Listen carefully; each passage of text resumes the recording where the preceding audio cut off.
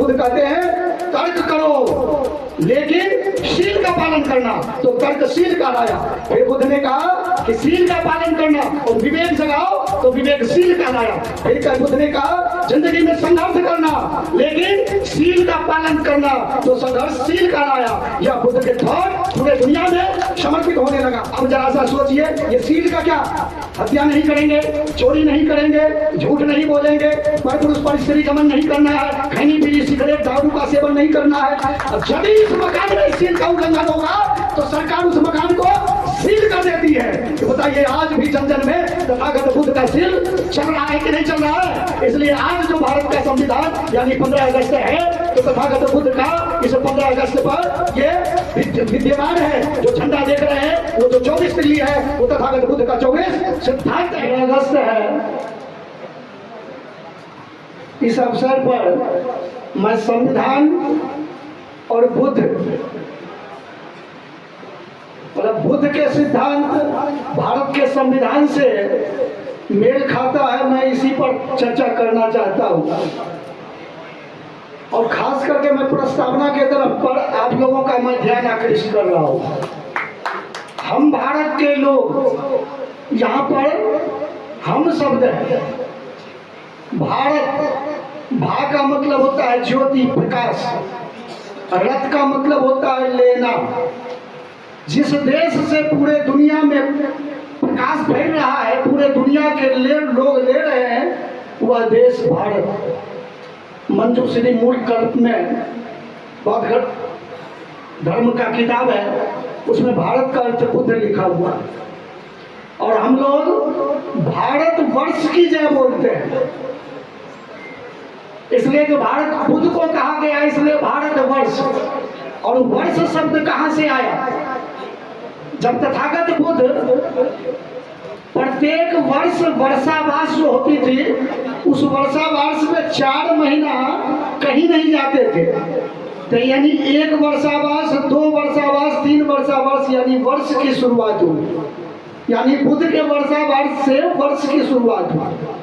अब साल, 1 साल और 2 साल।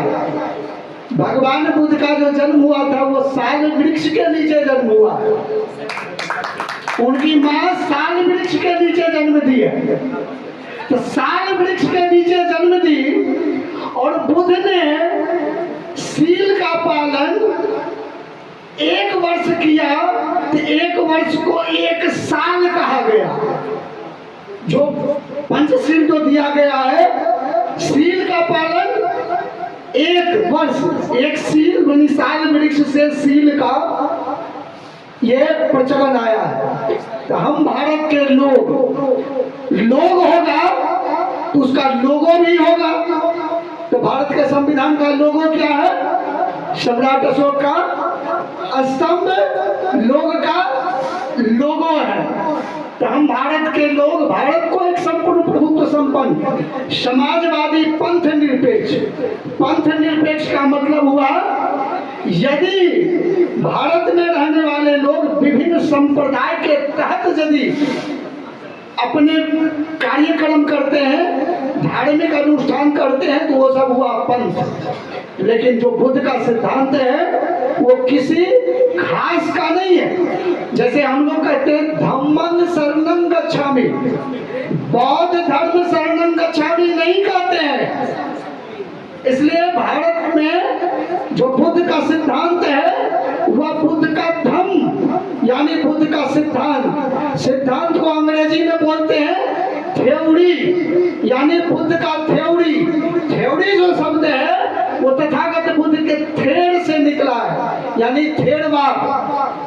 जो उसके धर्म गुरु होते हैं उसको थेड़ा, थेड़ी, महाथेड़ा, महाथेड़ी बोलते हैं। यानी बुद्ध का थेड़ से अंग्रेजी का थेड़ निकला है। इसलिए बुद्ध का धर्म नहीं है, बुद्ध का सिद्धांत है, बुद्ध का धम्म है। इसलिए यहाँ पर पंथ निरपेक्ष समाजवादी, लोकतंत्र, गणराज्य शब्द जो है बुद्ध के समय में शाक्य गणराज्य, कोरिय गणराज्य, मौर्य गणराज्य, ये गणराज्य था। और हम सब लोग जो बैठे हुए हैं उस गणराज्य वाले, हमारी जो पुरानी ऐतिहासिक संपदा है उस गणराज्य के हम लोग हैं। उसी गणराज्य से ये 26 जनवरी गणतंत्र शब्द निकला और इसमें नागरिक शब्द लिखा हुआ है।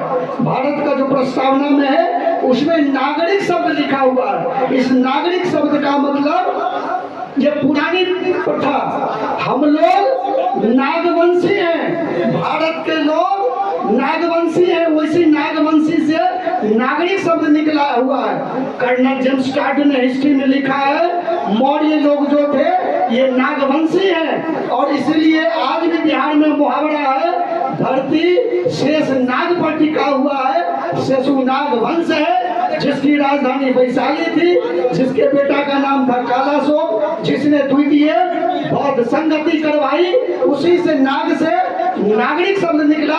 और नागरिक शब्द से नागरिक यानी देवनागरी जो भाषा जो आप कहते हैं लिपि, वो नागरिक लिपि का भी विकास वहां से हुआ। इसमें जो अभिव्यक्ति शब्द है, जो प्रस्तावना है उसमें अभिव्यक्ति शब्द का भी वो एक जब विकास देखेंगे अभिव्यक्ति में, पहले मानव भी गूंगा था, बोलता नहीं था, तो पहली बार जब व्यक्त करने लगा तो व्यक्ति कहलाया।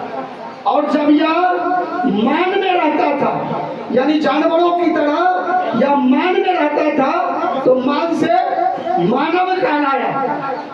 और बुद्धि का जब प्रयोग किया और मान में रहा तब बुद्धि मान कहलाया। जीविका के खोज में गया और जब बुद्धि का प्रयोग किया तो बुद्धि जीवी कहलाया। जब तथागत बुद्ध का कार्य कहलाता है तो तथागत बुद्ध कहते हैं तर्क करो लेकिन शील का पालन करना, तो तर्कशील कहलाया। फिर बुद्ध ने कहा कि शील का पालन करना और विवेक जगाओ तो विवेकशील कहलाया।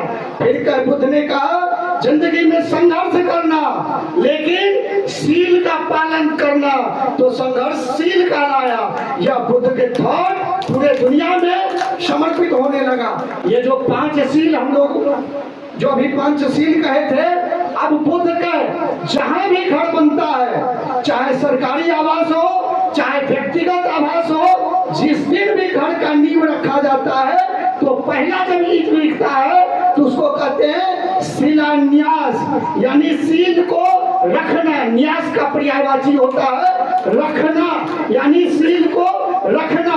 आधार शिला यानी शील का आधार रखना, यानी यह मकान भी बन गया तो पहली बार जब हम लोगों ने ईंट रखा तो उसका नाम कहे शिलान्यास। चाहे अयोध्या में भी राम मंदिर बना तो सरकार उसको पहला ईंट से शिलान्यास किया, तो सरकारी भवन भी बनता है तो शिलान्यास, यानी बुद्ध का शील का नींव को रखना।